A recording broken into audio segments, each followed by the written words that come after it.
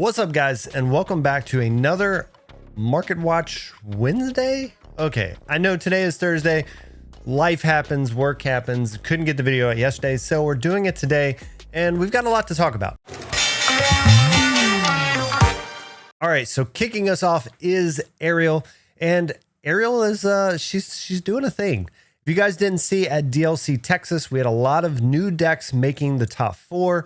We had 2 Steel Song decks, and again, we really haven't seen Steel Song in a while. And in the top 8, we had a Amber Emerald Under the Sea deck. And if you guys don't know, Under the Sea removes all the opponent's cards that are 2 or less power, puts them underneath their deck, and it's a pretty good removal spell. You can put that with Kida, you can put it with Paint the Roses. There's a lot of little drops on the field right now, and this helps with burying a whole board, just like Be Prepared, but it's one-sided. So anyway, with those 2 decks kind of making big appearances in Texas, we're seeing their stocks go up. And Ariel right now is at $4.19. This is going up. So again, this is a 14-cent increase for the day. The weekly change, she's up 80 cents, almost 20%. So again, this card is going up. It is going to be harder to find over time since it's a set 1 and we haven't heard of any reprints in the near future. Next up on this list is Maleficent. Yes, Maleficent, we talked about it last week. She's continuing to go up. She's getting close to where she was a while ago. So when she was spoiled, or not really spoiled because she was set 1, but when she started getting used a little bit early on, her price spiked and then it came back down as people didn't use her. But as we see, this aggro-y, whether it's Amethyst Steel or Amethyst Amber aggro, uses this card a lot in the 1-drop because it can quest for 2. With Tinkerbell starting to kind of come out of the format a little bit, I do foresee the drop of Tinkerbell even more. With Bucky being removed from the format, I could see this card continuing to be used in that 1-drop slot, and this is the reason why this card is going up. This card right now is $4.69. So, you know, with that being said, it could easily go to $5 and maybe even above that if we continue to see this deck do well. And of course, a lot of people are using this deck right now in set championships. All right, so the third card we're looking at, it's the Fox. Madam Fox is back and she is just continuing to go up over time. So the jumps here on this card are not crazy. We've already had the big jump way back in March. And at this point, it's just going to be slowly going up as people continue to want to play with her. Now, right now, she's at $5.15. So again, making her way up. I don't see this card really going above $6 in my opinion because it just keeps getting reprinted. All right, so here is a spicy one. Ursula, the Sea Witch Queen, the 7-drop. The inkable, you know, great Ursula here. She can shift and she prevents songs from being sang. So I expect to see this one kind of hover around in this area. Again, she's not that pricey already. She's only $5.75. So, you know, maybe she goes up a little bit more, but I could see this starting to become a 2 of if Steel Song tries to make its return. Again, having the 2-drop Ursula to check your hand and then being able to shift this one on top of that one is pretty good value. Tapping for 3 lore is great. She's going to be harder to remove at a 4/7. And of course, stopping those songs where they're having to use their ink to play songs is going to be pretty big. Now, just remember, it also affects you. So you have to kind of play around that with the way you build your deck. All right, so another card we like to bring up here is the Fishbone Quill. You can see Quill is kind of going up. It's a little down for the week, but for the most part, it is continuing to go up. We've gotten so many good blue sapphire spoilers for set 5. Yes, things that we feel like could be, I wouldn't say game breaking like we had with some of the cards that came out in the last set, but definitely cards like Mufasa, some of the ramp, some of the draw that's coming into blue is going to continue to make it a dominating force. So Fishbone Quill is going to be a great card to be able to, you know, have out on the field, get your early ink, ramp into some of these big cards, and this is really the best card to do it with. It's set 1, so again, it is going to be one of those cards that will be harder to find over time. It is rare, so there are more out there, but this is a card, you know, that's going to go up over time. So it did come down from $10. Right now we're sitting at $8.60. So, it is around the good price if you haven't bought them. It did dip a little lower than this before, but again, with all these blue cards, I do see this being a card that a lot of people are going to start to pick up if they don't have them already and they plan on playing blue or some type of control feel ramp style deck. All right, so I have scoured Lorcana.gg to find a few more cards that don't show up right on the main page to point out that are going up and things to notice. Now, a few of these cards I believe are going up specifically because of DLC Texas as well as the set championships. So some of these that I'm going to mention right now could come back down, but right now are huge cards. And the first one is Prince John. Now, Prince John is one of those cards that's really great in the Bucky deck. It didn't really see play for a while, but now it's starting to come back with the fact that it has ward. Every time they discard, you draw a card. And again, I think once we get out of this Bucky meta, maybe there's less discard. Maybe he's going to be less helpful. But as of now, he is at the $2.65 mark. And yeah, maybe he gets to $3, but honestly, after this week and after this weekend, I do see this card coming back down and being played a lot less. So he's up right now 25% over the week, which is about 60, 70 cents, somewhere around in there. So again, it's a pretty good card. It is on the rise. Just be aware that with the new cards coming out, you may see a dip over time. All right, so next up on that list is Kida. So the big Kida that can shift, she's a great card. When she comes down, she gives everything -4. We're seeing that card go up and up and up. So she is up 17%, and now she is at $9.32. So again, this is a pretty big increase from when she was about $5 and nobody was playing her. But with kind of this new deck we're seeing, like I mentioned, this Amber Emerald style deck with Under the Sea, the Muses, and other cards, we're really seeing a big spike in this card and everybody wanting to grab her. Now, again, she is legendary, so she's going to be harder to get, harder to find as far as opening. So this is also going to really increase the value of this card. And right now, I don't know, she's probably around the buy mark. I think her top end is maybe $10, unless this deck is just the best deck after the discard, which right now I still feel like Blue, Red, Sapphire, Ruby is going to be one of the better decks, or even Sapphire Steel. So I don't know. That deck isn't going to care about this one too much. So just be aware of that as we get closer to set 5 release. So she's up right now. It is a card to think about, keep your eye on. It's a fun deck to play if you're interested in playing something brand new, especially going into set 5 without having to need, any of the new stuff. All right, so as we transition into cards that I think are actually more perspective cards. So with the spoilers that we're seeing, some of the new styles coming up, some of these cards I think will be valuable in those decks. And I'm going to start off with Mufasa. Now, you've heard me talk on this channel about the Mufasa deck and how good it is, but this is one of those cards that really has play at any point in Lorcana. So again, the deck kind of comes and goes as people figure out different cards to add in there. But we can see that Mufasa now is at $15.70. So he is making his way up. This is a pretty big increase for the week. Again, $1.50 going up over the last 7 days. And I think he's going to continue to go up. We have a new Pride's Lands location that got spoiled today, which could make decks like this function even better. So just keep that in mind with the fact that Mufasa being able to come back and things like that is going to be pretty oppressive in the format.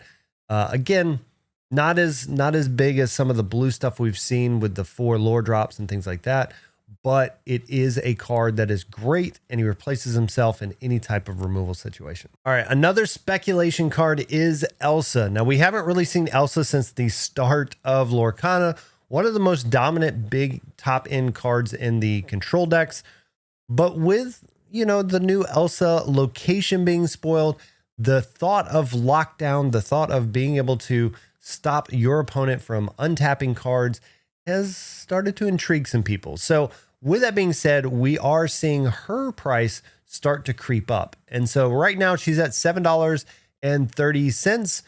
This is a 10% increase for the week. So again, 75 cents, something to be aware of, especially if you don't have play sets. She's legendary. She's just a great card in general. Now, I don't know if that deck is going to be the deck of choice when we get into set 5, but if you're coming from Magic, if you like the stacks decks, the lockdown decks, the control, prison type decks, this is some, potential, some of the key cards that you will need for that if it can become a thing. So just be aware, the card is on the move, like I said, and yeah, 10% for the week.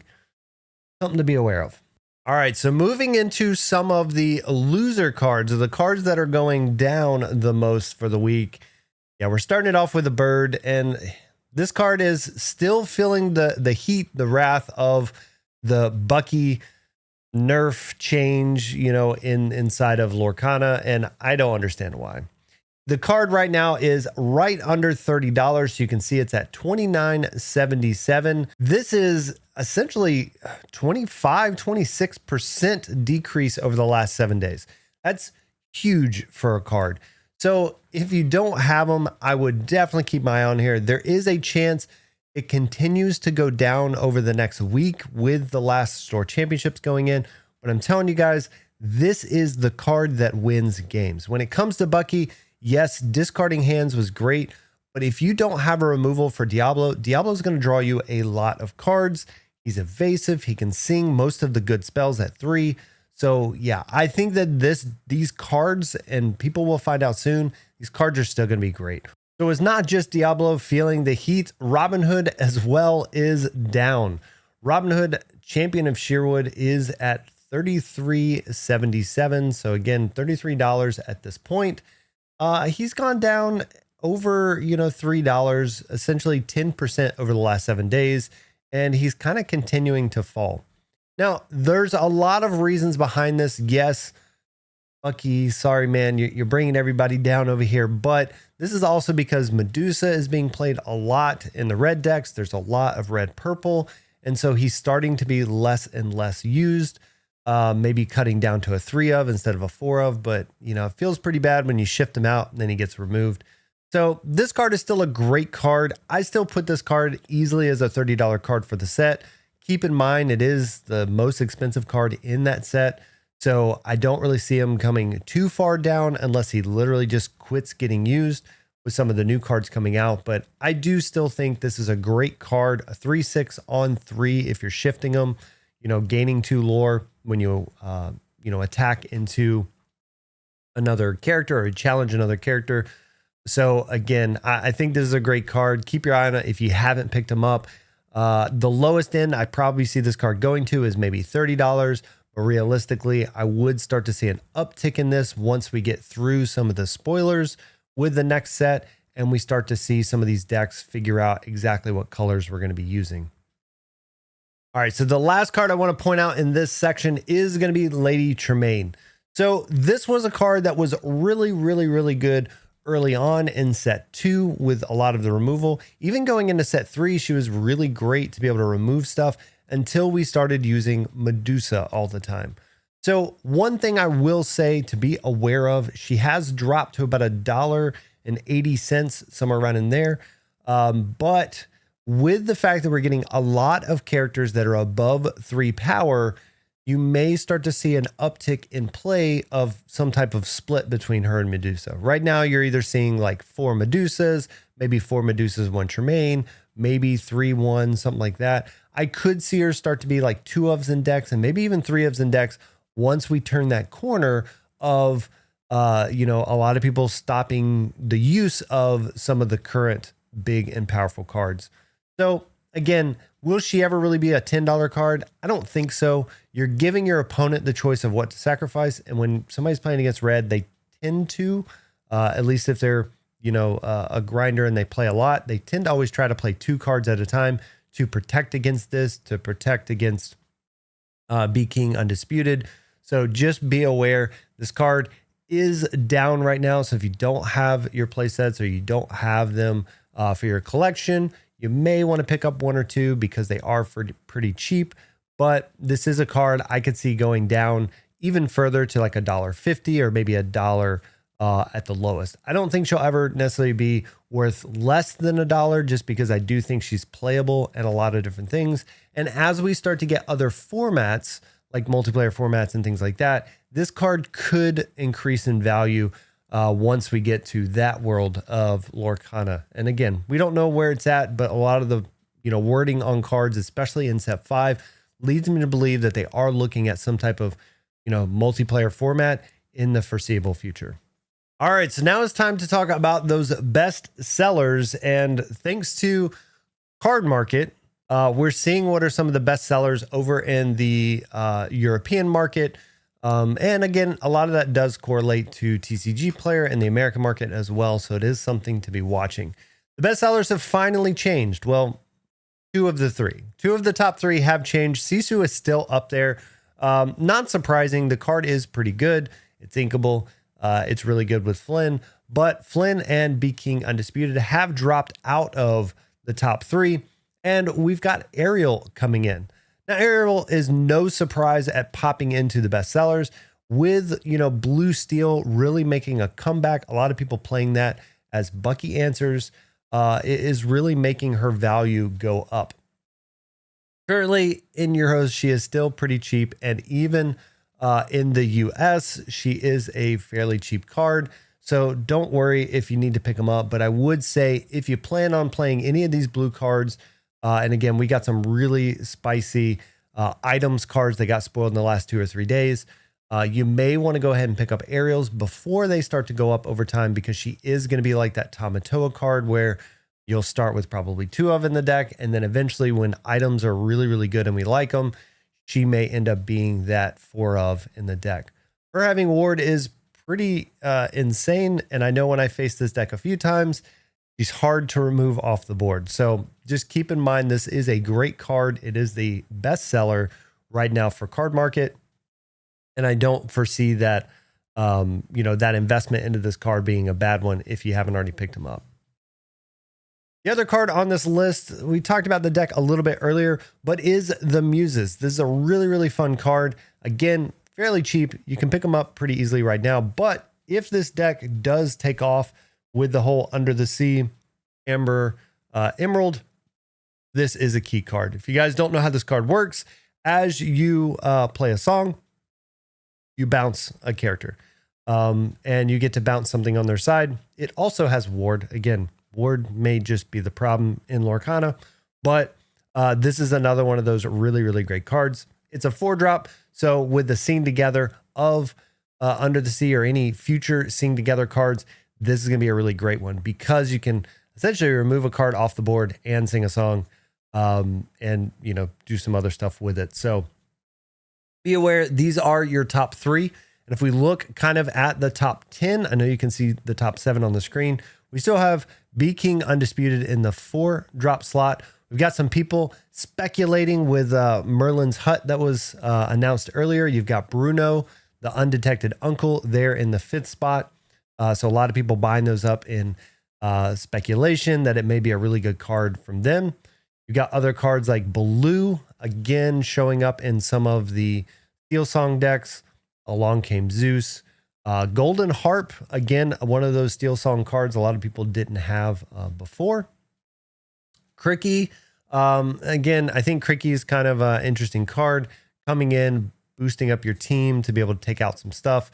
But I don't know, with the Bucky deck kind of getting out of there, I'm not sure if that card sticks around, but it could. And then, of course, in the 10th drop slot, you guys can't see, is Grab Your Swords.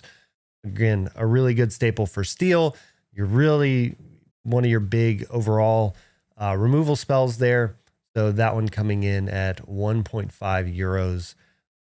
So yeah, the most expensive, well, I guess outside of Sisu, the most expensive on this list, with Sisu definitely being the most expensive if you haven't already picked them up. Next week, I'm going to do a little digging to figure out if we can find some best bargains, since we should have all the spoilers by next Wednesday, and we'll be able to do some deeper dive videos with the rest of the guys on those spoilers. So I appreciate you guys for supporting this channel, everything you guys are doing. If you haven't already done it, hit that subscribe button, hit the like button, leave a comment down below. What is the card that you have your eye on that you want to pick up, but you're waiting for it to drop to a certain amount? Let us know. And until next time, y'all take it easy.